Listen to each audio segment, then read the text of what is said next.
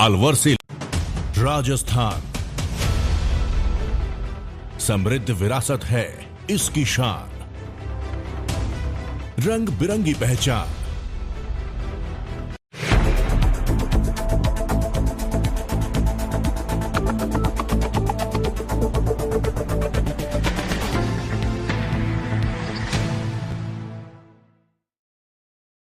Bollywood actor Anil Kapoor शुक्रवार को जयपुर पहुंचे।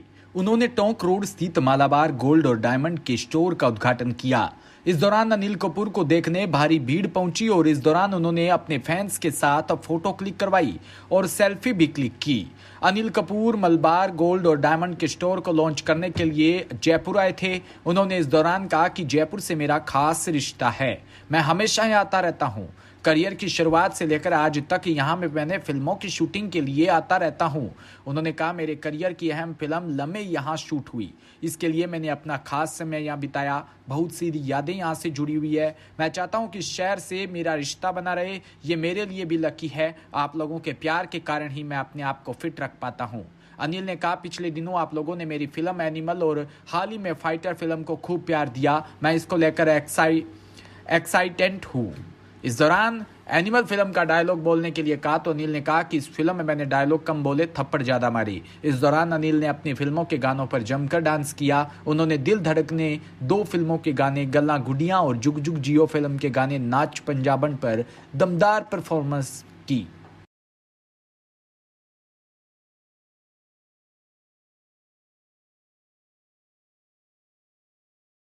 जयपुर से खबर, जहां old India used car dealers association के तत्वाधान में शुक्रवार को एक बैठक आयोजित की, जिसमें कार बाजार के मालिकों ने परिवहन विभाग द्वारा अवैधानिक रूप से कार मालिकों को परेशान करने के विरोध में मुख्यमंत्री और उप मुख्यमंत्री से मिलकर परिवहन विभाग के अधिकारियों की शिकायत करने का निर्णय लिया। All India used car dealer association अध्यक्ष अजय भाटिया ने बताया कि जयपुर में पुरानी कारों का व्यापार करने वाले करीब 500 व्यापारी है। हर व्यापारी 30 से 50 लोगों को रोजगार उपलब्ध करवा रहा है। ऐसे में सरकार को चाहिए कि पुरानी कारों का व्यापार करने वाले व्यापारियों को संरक्षण प्रदान करते हुए मदद करे, लेकिन परिवहन विभाग के कुछ अधिकारी बिना किसी नोटिस के शोरूम के अंदर खड़ी गाड़ियों को जब्त कर रहे हैं और अधिकारियों के खिलाफ कार्रवाई की मांग कर रही हैं।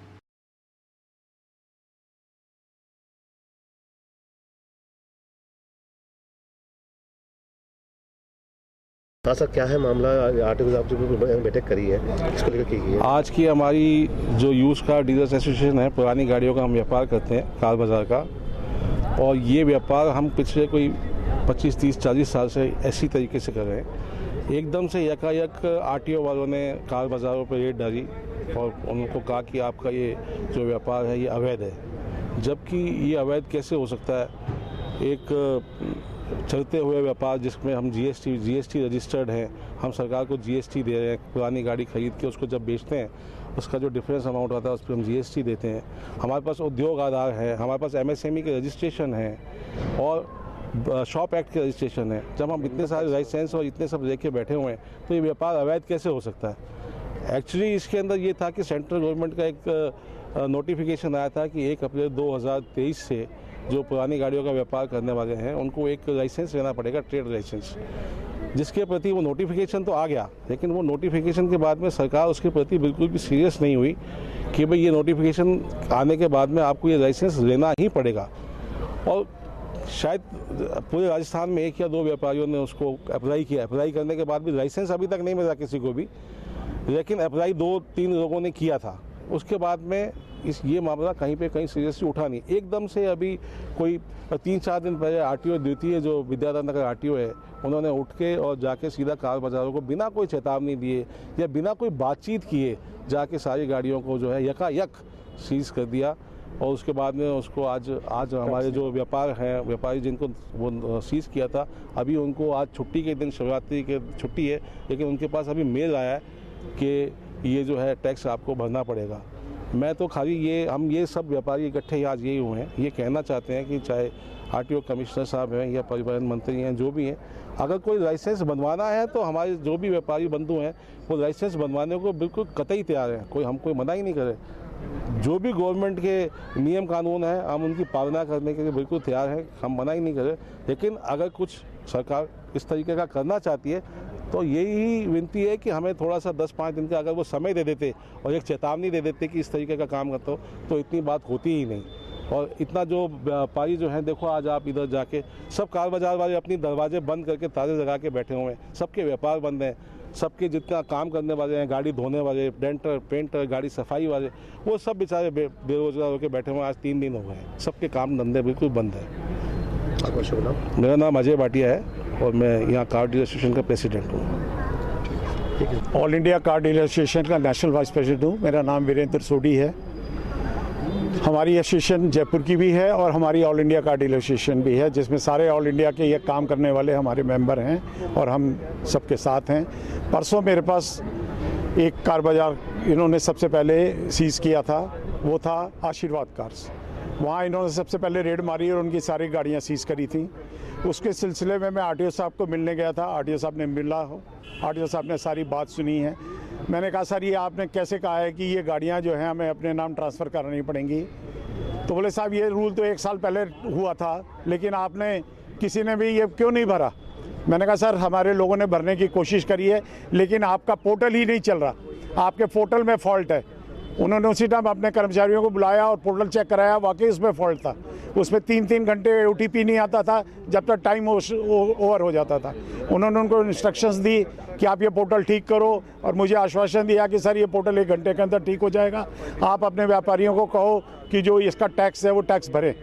आज की जो मीटिंग की है, आज की मीटिंग क्या निर्णय लिए गए हैं? आज उसमें ये निर्णय लिए गए हैं कि हम सोमवार को जाके उनसे मिलेंगे, क्योंकि आज उन्होंने जो कार बाजार सीज किए थे उनको टैक्स के लिए नोटिस दिए हैं कि साहब आप पे कर वंचना का टैक्स बनता है, उस पर पेनल्टी बनती है, आपको गाड़ी अपने नाम ट्रांसफ़र करानी चाहिए। हम अपने नाम ट्रांसफ़र कैसे करा सकते हैं गाड़ी? हम एक कस्टमर से गाड़ी लेते हैं, हम उसको एडवांस देते हैं। एडवांस इसलिए पेमेंट करते हैं कि वो गाड़ी हमारे पोजीशन में अगला खड़ी करे और हम उसे बेच के हम उसमें 5,000 या 10,000 की कमाई करें और वो गाड़ी लेके इधर उधर ना भटके, हमारे पोजीशन में रहे गाड़ियाँ। इसलिए हम कस्टमर से गाड़ियाँ खड़ी करते हैं, पार्क एंड सेल खड़ी करते हैं। लेकिन उन्होंने जितनी भी गाड़ियाँ जिस शोरूम में खड़ी थी उन्होंने कहा ये सब आपकी खरीदी हुई हैं, इन पर आपका टैक्स बनता है। अब आगे की क्या रणनीति रहेगी? आगे की रणनीति सोमवार को उनसे बात करेंगे। अगर वो नहीं मानेंगे तो फिर हम उनसे ऊपर जो अधिकारी हैं उनसे बात करेंगे। नहीं होगा हम इस लेवल को आगे तक लेके जाएंगे, हम ऑल इंडिया तक लेके जाएंगे, गडकरी तक लेके जाएंगे। सब गडकरी साहब के सब बैठेंगे, हम सबसे मीटिंग करेंगे। पहले कमिश्नर साहब से करेंगे, अभी आरटीओ साहब अगर हमारी बात नहीं समझेंगे तो हम कमिश्नर जी से मिलेंगे, हम ट्रांसपोर्ट मिनिस्टर से मिलेंगे, हम सबसे मिलेंगे, क्योंकि ये व्यापारियों का दुख है, हम सबका दुख है। हम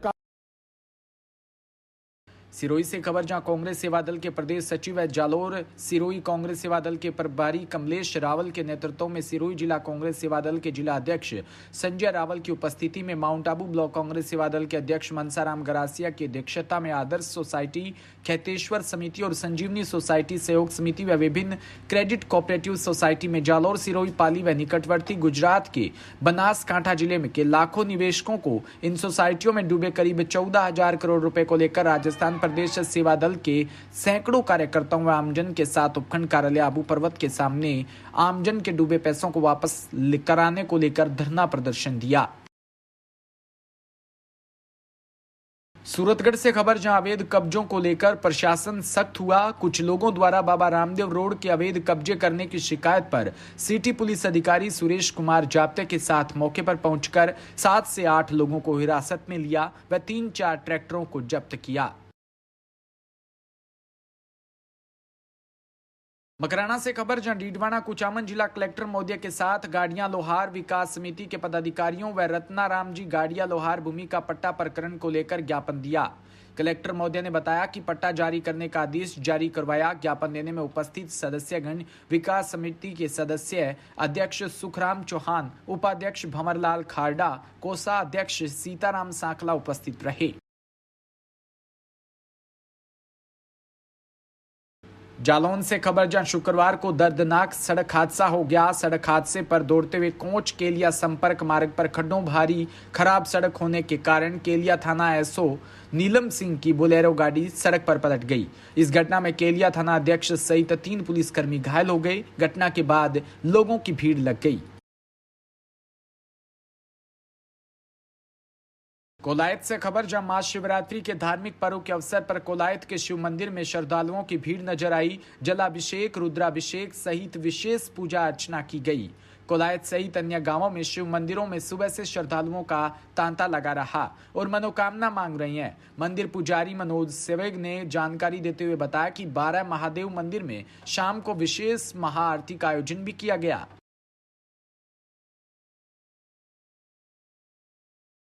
झालावाड़ से खबर, जा राजस्थान अंतर्राष्ट्रीय महिला दिवस पर विधिक शिविर का आयोजन किया। जिला विधिक सेवा प्राधिकरण झालावाड़ के सचिव लोकेश शर्मा के निर्देशानुसार झालावाड़ व झलारा पाटन में जागरूकता कैंप लगाया गया, जिसमें पीएलवी नरेंद्र मंडावरा ने महिलाओं के अधिकारियों की जानकारी देते हुए कहा कि कानून में पुरुषों की भांति महिलाओं को बराबर के अधिकार दिए हैं। इसके अलावा भी महिलाओं को अलग से कई कानून बनाए गए हैं।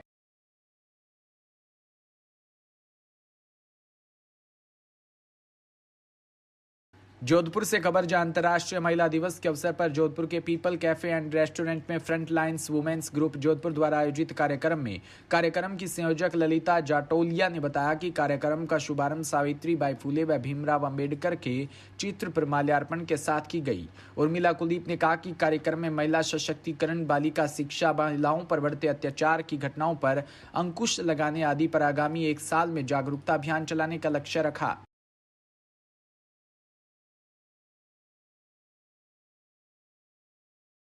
उपलक्ष्य पर मैं एक महिला कम्युनिटी को संदेश देना चाहूँगी। सक्षम बने, सबल बने और अपने आप को, अपने नाम की पहचान दे।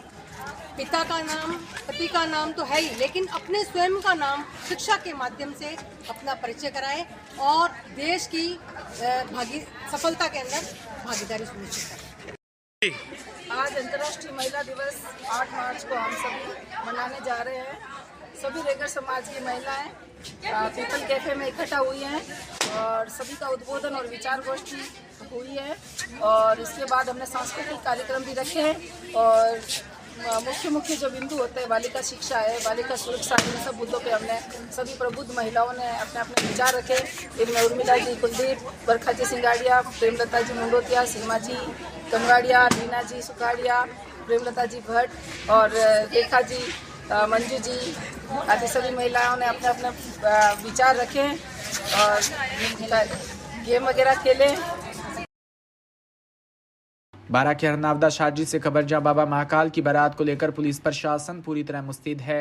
बारात के दौरान कोई अप्रिय घटना न हो। बारात अपने पूर्ण वैभव के साथ परंपरागत मार्गों से निकली। महाशिवरात्रि पावन पर्व पर बाबा महाकाल की बारात निकली। बाबा महाकाल बारात में पालकी में चंद्र मोलेश्वर ने स्वरूप में मुखारविंद विराजित महालंकेश्वर भगवान की बारात निकालने के पहले बूढ़ा महादेव मंदिर में सभा मंडप में भगवान श्री चंद्र मोलेश्वर का विधिवत पूजा अर्चना की। उसके बाद भगवान श्री चंद्र मोलेश्वर पालकी में विराजित होकर नगर भ्रमण पर निकले।